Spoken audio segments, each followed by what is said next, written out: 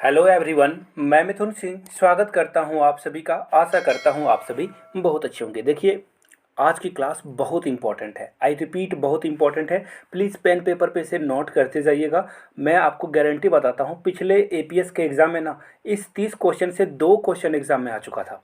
और आप कमेंट करके दी एजुकेटर चैनल पे जाकर देख लेना, मेरा वो पुराना चैनल है।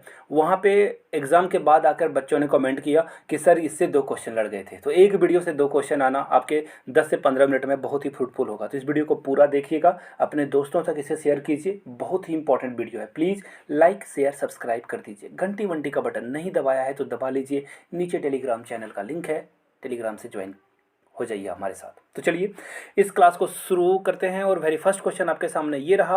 और विनर्स के नाम मैं इसलिए नहीं बता रहा हूँ क्योंकि आज से नई सीरीज शुरू हो रही है और आज जो क्वेश्चन पूछूंगा ना उसका आंसर आप नीचे कमेंट बॉक्स में करते हुए जाना। तो चलिए वेरी फर्स्ट क्वेश्चन आपके सामने ये रहा। विच of the following article deals with election of the vice president. तो देखिए, वाइस प्रेसिडेंट कौन से आर्टिकल में जो उनका इलेक्शन है वो डील किया जाता है। तो इसका जो राइट आंसर होगा दोस्तों वो है आर्टिकल 66।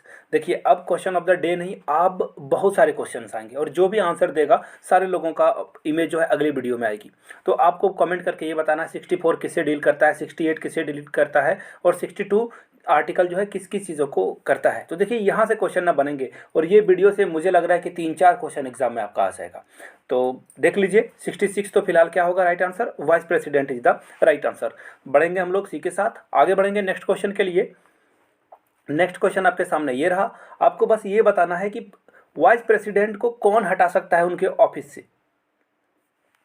तो देखिए, एक बात हमेशा याद रखिएगा, वाइस प्रेसिडेंट हो या हो प्रेसिडेंट, दोनों को हटाता है पार्लियामेंट। और पार्लियामेंट जो है राइट आंसर होगा ऑप्शन सी, यानी कि राज्यसभा और लोकसभा में फिर वोटिंग होगी एंड आफ्टर दैट ये डिसीजन लिया जाएगा कि प्रेसिडेंट और वाइस प्रेसिडेंट को हटाना है या नहीं। सी इज द राइट आंसर होगा। आगे बढ़ेंगे अगले क्वेश्चन के लिए। नेक्स्ट क्वेश्चन आपके सामने ये रहा।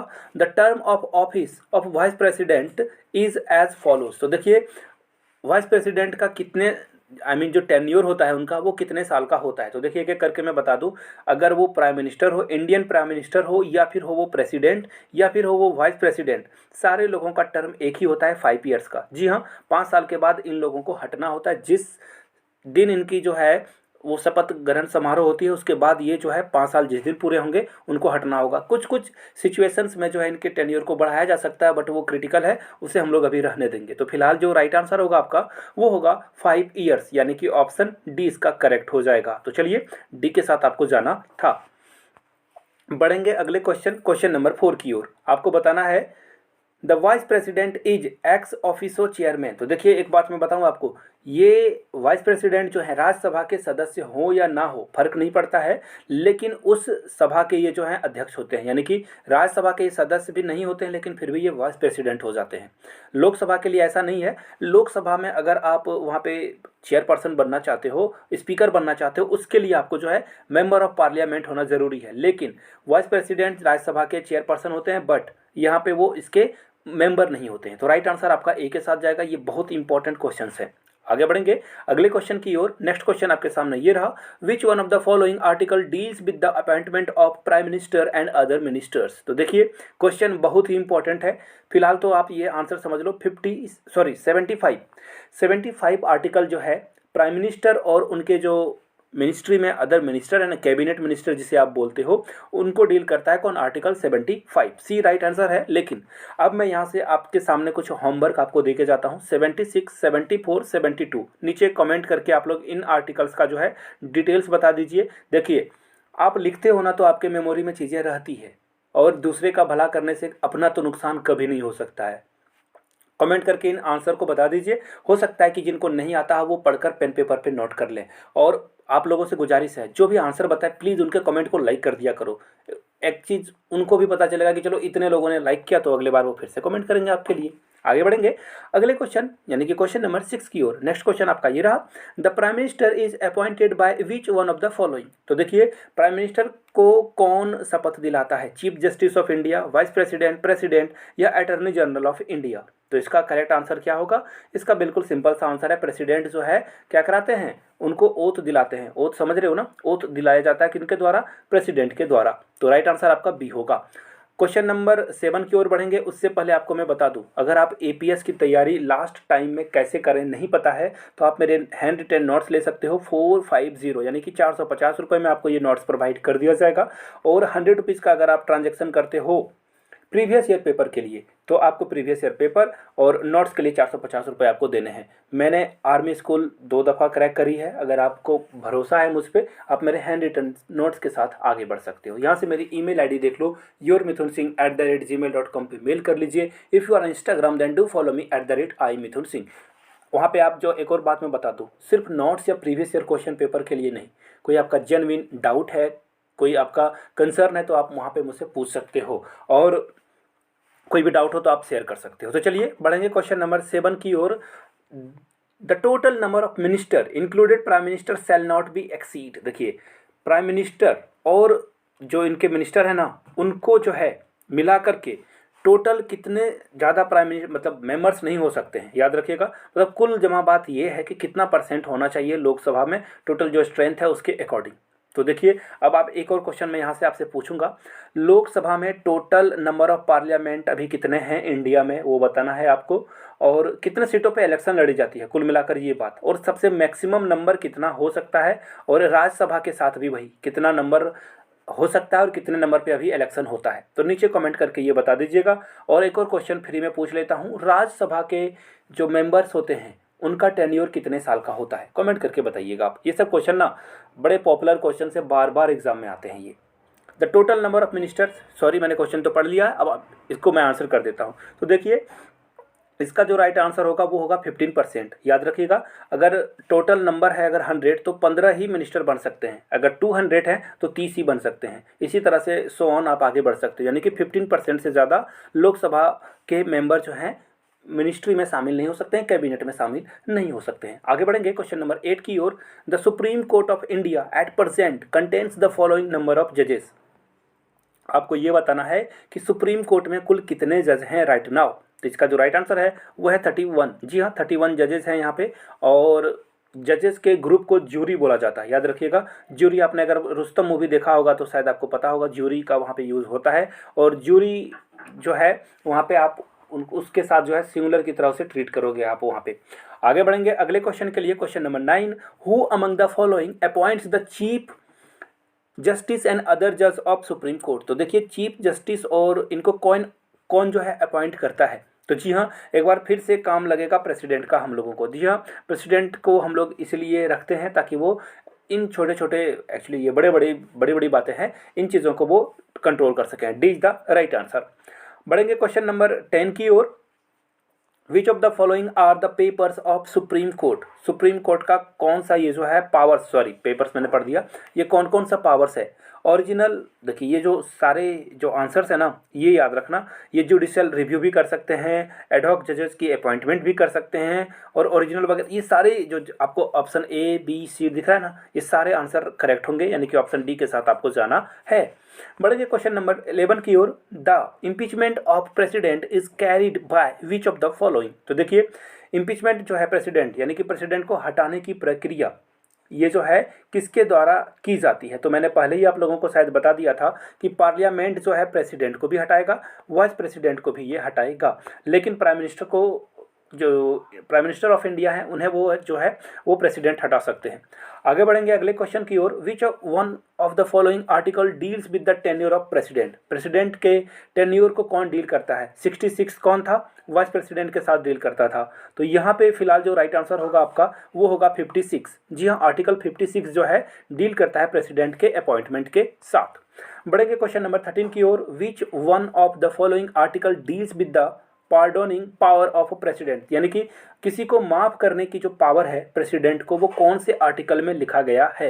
तो इसका जो राइट आंसर होगा दोस्तों वो है 72 आर्टिकल के द्वारा जो है किसी को क्षमादान प्रेसिडेंट दे सकते हैं। सुप्रीम कोर्ट में अगर किसी को फांसी हो गई या किसी को उम्र कैद हो गया तो उसे वो घटा सकते हैं, या टोटली उसे उस चीज़ से हटा भी सकते हैं, छूट दे सकते हैं। तो राइट आंसर आपका होगा ऑप्शन नंबर सी। बढ़ेंगे क्वेश्चन नंबर 14 की ओर, जो कि ये रहा।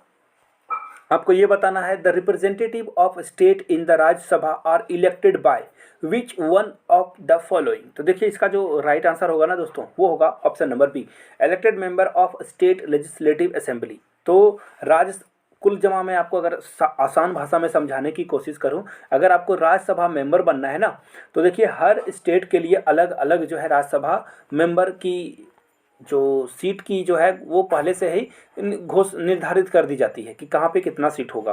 तो देखिए आप लोगों के लिए थोड़ा सा और काम में बढ़ा दूं, इससे मुझे पता भी चल जाएगा आप किस स्टेट से हो। आप अपने स्टेट के नाम के साथ कितने आपके यहाँ से राज्यसभा इलेक्ट होते हैं वो आप कमेंट करके बता दीजिएगा। मैं झारखंड से हूँ, तो झारखंड से 2 लोगों को जो है नॉमिनेट किया जाता है राज्यसभा में। 2 इज द राइट आंसर। आगे बढ़ेंगे, question number 15, the number of representative. देखिए सेम क्वेश्चन ये शायद रह गया, वेट ए मिनट, नहीं, ये राइट आंसर है। The number of representative of the Rajya Sabha from state and union territories among one of the following. तो देखिए राज्यसभा में टोटल कितने मेंबर हो सकते हैं, इसका जो राइट आंसर है 238 इज द राइट आंसर। आगे बढ़ेंगे अगले क्वेश्चन की ओर। How many number of members are nominated by the president to the Rajya Sabha. Rajya Sabha के लिए टोटल नंबर जो है वो कितने नॉमिनेट किए जाते हैं, इसका जो राइट आंसर होगा वो होगा ऑप्शन सी, यानी कि 12 राज्यसभा मेंबर को नॉमिनेट किया जाता है। लोकसभा के लिए 2 किया जाता है, शायद इसे अब हटाने की बात हो रही है, तो फिलहाल जो राइट आंसर होगा वो होगा 12। बढ़ेंगे क्वेश्चन नंबर 17 की ओर। NITI Aayog cam into effect from. तो देखिए नीति आयोग जो है किस तारीख से जो है ये काम करना शुरू किया है, इसका आपको आंसर देना था। तो इसका जो राइट आंसर होगा वो होगा 1 जनवरी और 2015। जी हाँ, 2015 यहाँ पे छूट गया है। 1 जनवरी 2015 से ये जो योजना आयोग था उसे हटाकर नीति आयोग लाया गया है। At present how many high courts are there in India. India में टोटल हाई कोर्ट्स के नंबर कितने हैं, तो राइट आंसर है बी, यानी कि 21 जो हाई कोर्ट्स हैं पूरे इंडिया में आपको देखने को मिलेगा। आगे बढ़ेंगे question number 19, the fundamental duties are included in the constitution by which one of the following state act. तो आपको ये बताना है फंडामेंटल ड्यूटीज, यहाँ देखिए राइट की बात नहीं की गई है, ड्यूटीज की बात की गई है। तो ड्यूटीज जो है 42 अमेंडमेंट एक्ट के द्वारा जो है निर्धारित की गई है। डी इसका करेक्ट आंसर हो जाएगा। आगे बढ़ेंगे क्वेश्चन नंबर 20 की ओर। Constitution of India was adopted by constituent assembly on. तो देखिए कॉन्स्टिट्यूएंट असेंबली ने कॉन्स्टिट्यूशन ऑफ इंडिया को कब अडॉप्ट किया था, तो इसका जो राइट आंसर होगा दोस्तों वो होगा 26 नवंबर 1949। इसका जो करेक्ट आंसर होगा वो होगा ऑप्शन डी। आगे बढ़ेंगे अगले क्वेश्चन की ओर। नेक्स्ट क्वेश्चन आपके सामने ये रहा, constitution of India came into effect. तो कॉन्स्टिट्यूशन ऑफ इंडिया कब जो है हम लोगों के संविधान को हम लोगों ने पारित किया है, तो इसका जो राइट आंसर होगा वो होगा 26 जनवरी 1950, यानी कि बी इसका करेक्ट आंसर हो जाएगा। बढ़ेंगे क्वेश्चन नंबर 22 की ओर। How many time it took for constituent assembly to finalise the constitution. यानी कि संविधान बनने में टोटल का जो समय लगा है सॉरी, वो कितने टाइम को कंज्यूम किया था। तो देखिए इसका सिंपल सा आंसर है, ये जो आंसर आपका जाएगा वो जाएगा 2 ईयर्स 11 मंथ और 18 डेज है, इसको जो है आप कर सकते हो, और ये इसका राइट आंसर ये हो जाएगा ऑप्शन ए। आगे बढ़ेंगे अगले क्वेश्चन की ओर। Question number 23, who was the chairman of drafting committee. Drafting committee का जो चेयरमैन है वो कौन थे, तो देखिए B R Ambedkar is the right answer, और बी आर अम्बेडकर को फादर ऑफ कॉन्स्टिट्यूशन भी कहा जाता है। तो चलिए बी आर अम्बेडकर का पूरा नाम आप कमेंट करके बताइए। बी आर अम्बेडकर जी का जो जन्म स्थल है जहाँ पे वो पैदा हुए थे, बर्थ प्लेस, वो बताना है आपको, और डेट ऑफ बर्थ इनका आपको बता देना है। डेट ऑफ बर्थ जो है वो क्या है ये आप कमेंट करके बताइएगा। तो चलिए आगे बढ़ेंगे अगले क्वेश्चन की ओर। Which article is related to equality before law. देखिए इसका जो राइट आंसर होगा ना, बड़ा आसान क्वेश्चन है ये। आर्टिकल 14 जो है सारे लोगों को हक देता है, राइट देता है, B is the right answer.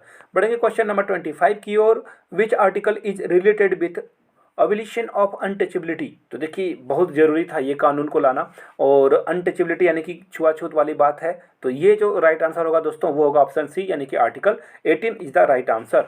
बढ़ेंगे क्वेश्चन नंबर 26 की ओर।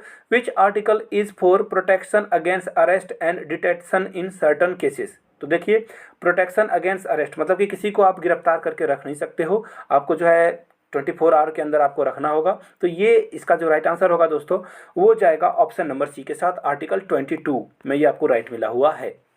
बढ़ेंगे क्वेश्चन नंबर 27 की ओर। Which article is for protection against arrest and wait a minute, actually 2 question एक ही बार आ गया, रहने देते हैं इसे। बढ़ेंगे अगले क्वेश्चन की ओर और अगला क्वेश्चन आपके सामने ये रहा। यहाँ पे देखिए आर्टिकल 44 किससे रिलेटेड है, तो इसका जो राइट आंसर होगा दोस्तों वो होगा, आपको कमेंट करके बताना है। ये क्वेश्चन मैं आपसे पूछने वाला हूँ, ये क्वेश्चन का आंसर आपको नीचे कमेंट करके बताना। तो देखिए आप नीचे कमेंट करके इसका आंसर बताओगे। अब आपको ये बताना है कि which article is related to special address by president. President जो एड्रेस करते हैं वो स्पेशल एड्रेस किस आर्टिकल में लिखा गया है, तो इसका जो राइट आंसर होगा article 84। Article 84 is the right answer. A के साथ आपको जाना था।